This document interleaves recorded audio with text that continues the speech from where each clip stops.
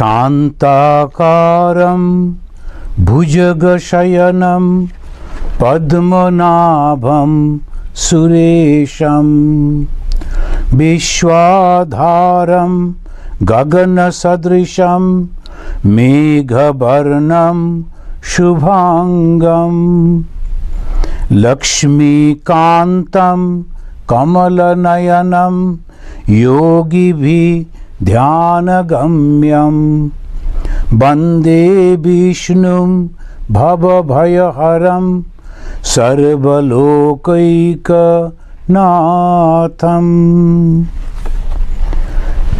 আমরা এই ভগবান বিষ্ণুকে প্রার্থনা করে শুরু করছি। যদুবংশে সে ধ্বংসলীলা চলছে। যাদবরা হয় মরছেন কিংবা মারছেন কিংবা পালাচ্ছেন, এইরকম একটা অবস্থা। তো সেই অবস্থা থেকে ভগবান শ্রীকৃষ্ণ চুপচাপ নিষ্পৃহ বসে আছেন। যে বিরাট একটা শক্তি তিনি ওই যাদবদের দিলেন, তারা সেটা বুঝতে পারল না অহংকারের জন্যেই। তো যখন কেউ কোনো ব্যক্তি খুব উন্নতি করে, বড় হয়, পয়সা হয়, তখন তার খুব অহংকার হয়, আর ওই অহংকার তার পতনের কারণ হয়। তেমনিভাবে সমাজও, পুরো সমাজ, যেটা জাতি, অহংকারের জন্যেই সব নষ্ট হয়ে যায়। ইতিহাসের পাতায় তার এত এত প্রমাণ রয়েছে। অহংকার যেই হয়, সঙ্গে সঙ্গে আমরা ওই ভগবানের কৃপা থেকে বিচ্যুত হয়ে যাই। সমস্ত ক্ষমতা তো ভগবানেরই, ঈশ্বরেরই। তো সেইটাই যেমন আমাদের উপনিষদেও রয়েছে। দেবতাদের খুব অহংকার হয়েছিল, দৈত্যদের সঙ্গে যুদ্ধ করে জয়লাভ করে খুব বোস্টিং করছিলেন, আমি এই করেছি সেই করেছি। সেই সময় হঠাৎ করে দরজার কাছে একটি লোক এসে দাঁড়ালো এবং তাকে দেখে ইন্দ্র দেবরাজ তিনি বলেন, দেখো তো ওই লোকটি কে, কী চায়। তখন প্রথমে অগ্নি গেলেন। তো বলে, আপনি কে? বলছে, সেটি পরে বলবো, কিন্তু আপনি কে? ওরা, আমাকে চেনো না, আমি অগ্নি, আপনি কি করেন? সব কিছু পুড়িয়ে দিতে পারি। তখন একটা ছোট্ট খড় সামনে রেখে বলল, আগে এইটা একটু দহন করুন, এটা একটু পুড়িয়ে দিন দেখি। অগ্নি সব চেষ্টা করেও পারল না, মাথা নিচু করে ফিরে এলো। তখন বায়ু গেল, আমি সব উড়িয়ে দিতে পারি, পারল না। ওই একটা ছোট্ট খড়কে ইন্দ্র গেলেন, যেন তার সঙ্গে কথাই বলতে চাইল না, খুবই অপমান করে সেই যক্ষ ওখান থেকে সরে গেল। সে বিখ্যাত গল্প উপনিষদের। তখন ওরা দেখল উমা হৈমবতী, প্রথমেই উমার নামটা, এবং সেখানে তিনি বলছেন যে ব্রহ্মেই সেই শক্তি, ব্রহ্মের শক্তিতেই তোমরা শক্তিমান। তো ব্রহ্মের শক্তি হচ্ছেন যে উমা বা শক্তি, যেটাকে আমরা বলি মায়ের রূপে যে ব্রহ্মের শক্তি। এখানেও আমরা দেখলাম ভগবান কৃষ্ণের শক্তিতেই শক্তিমান। যাদবরা বুঝতে পারলেন না। ভগবান কৃষ্ণ যখন চলে গেলেন, অর্জুন তার গান্ডীব তুলতে পারলেন না পর্যন্ত। এত বড় বীর, তার গান্ডীবটাই পর্যন্ত তুলতে পারলেন না, ধনুকটাই তুলতে পারলেন না। তো এই রকম হচ্ছে আমাদের যত সফলতা আসে, সব কিছু পেছনে হচ্ছে ভগবানের কৃপা, ওটা চলছে। তো ওর মধ্যে জ্ঞানী এবং ভক্ত এবং অত্যন্ত বিনয়ী এই উদ্ধব গিয়ে ওনার পায়ের কাছে বসে আছেন। তো যখন কৃষ্ণ বললেন সবাই পালাচ্ছে, তুমিও চলে যাও, বললেন না, আমার দরকার নেই, আমি আপনার কাছেই থাকবো। কেন? উদ্ধব একদম নির্ভয়। কেন? ভগবানের কাছে বসে আছি, ভগবানই রক্ষা করেন, ভগবানই মারেন। এই ভগবানের কাছে যখন বসে আছি, আর আমার আর কি ভয়? কোনো ভয় নেই, কোনো শঙ্কা নেই। শ্রী রামকৃষ্ণদেব এই অবস্থাটা একটা সুন্দর করে বোঝাচ্ছেন। উনি বলছেন যে যখন গ্রামের দিকে পাথরের জাঁতাতে এই ডাল পেশে, তখন মাঝখানে একটা লাঠি থাকে ছোট্ট, ওই সেন্ট্রাল লাঠিটার উপরে দুটো জাঁতা থাকে এবং ওটা ঘোরায়, ঘুরলে ডালগুলো সব একদম গুঁড়ো গুঁড়ো হয়ে যায়। কিছু ডাল তারা ওই সেন্ট্রাল যে রডটা সেইটার কাছে গিয়ে বসে থাকে, তো ঠাকুর ওইটার উদাহরণ দিয়ে বলছেন, দেখো ওরা কিন্তু চূর্ণ বিচূর্ণ হয় না। তাই সব কিছু এই যে জগৎ ঘুরছে, এর মাঝখানে কি আছেন? ভগবান।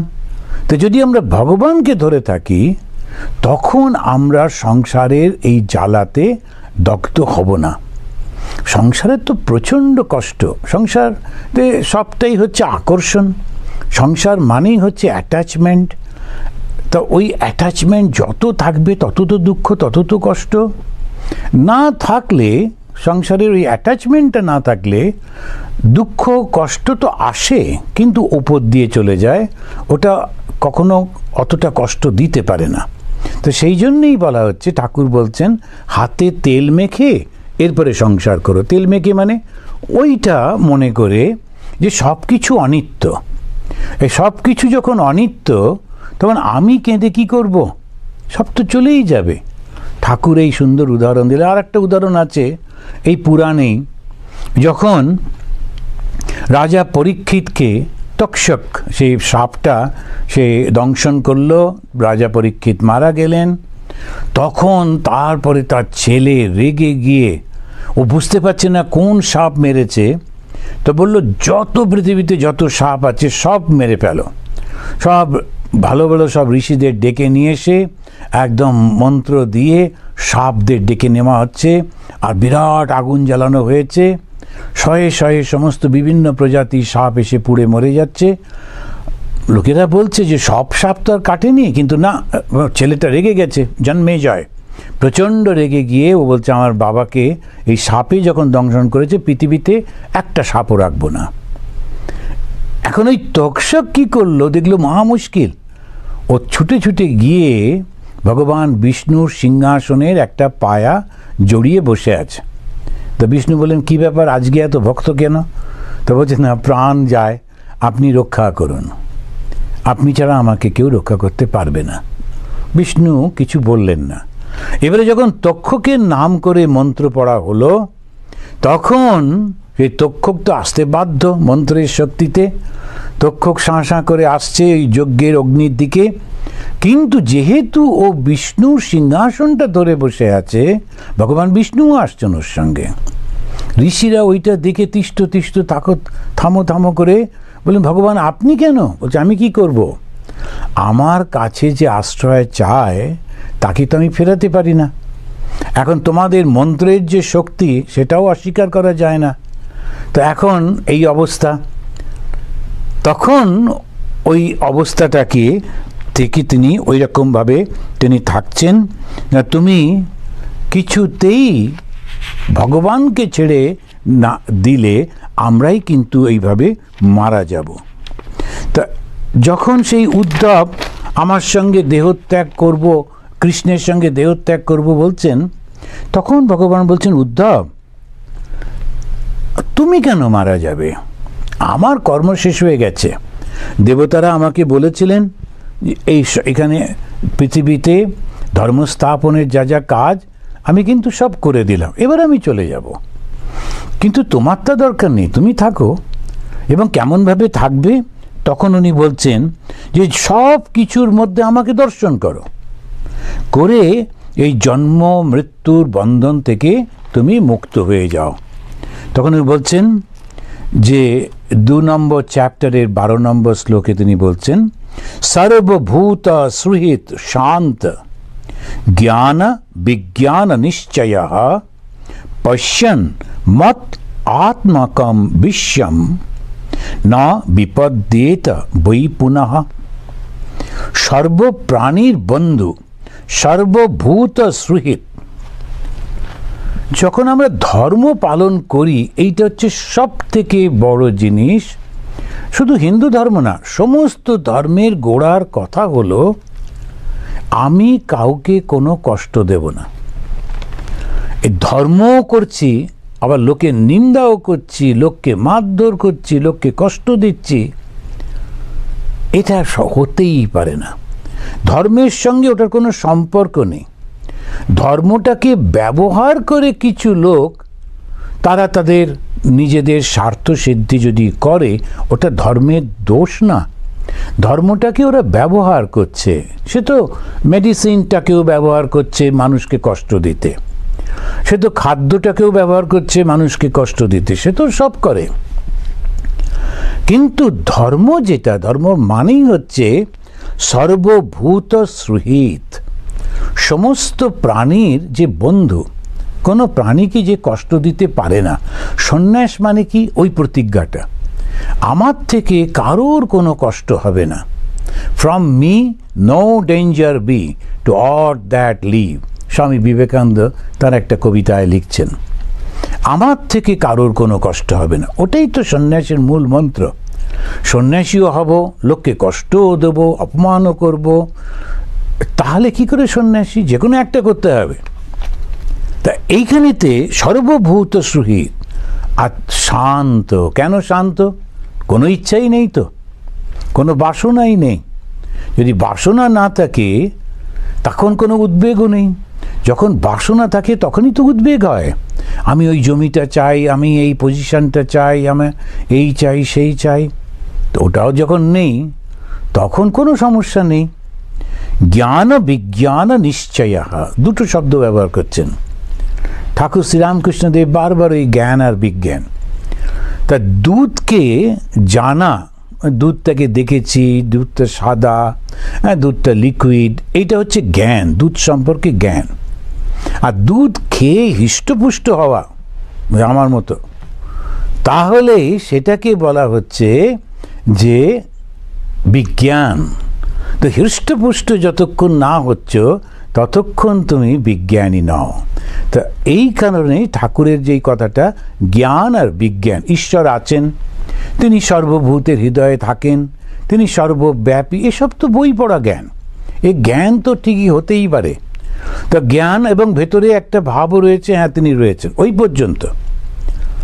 কিন্তু সেইটা যখন আমরা অনুভব করি তখন কি করে আমি অন্যকে দোষ দেখব? তাই তো শ্রী শ্রী মা বললেন, সাধনার শেষ কথাটা এত সুন্দর করে শ্রী মা বলে গেলেন, যদি শান্তি পেতে চাও মা, কারো দোষ দেখো না। তো উনি একটি মহিলাকে বলছিলেন বলে মা বলে সম্বোধন করছেন, কাউকেও দোষ দেখো না। কিন্তু ওটা একদম চরম অবস্থা। কাউকে দোষ দেখব না মানে কি?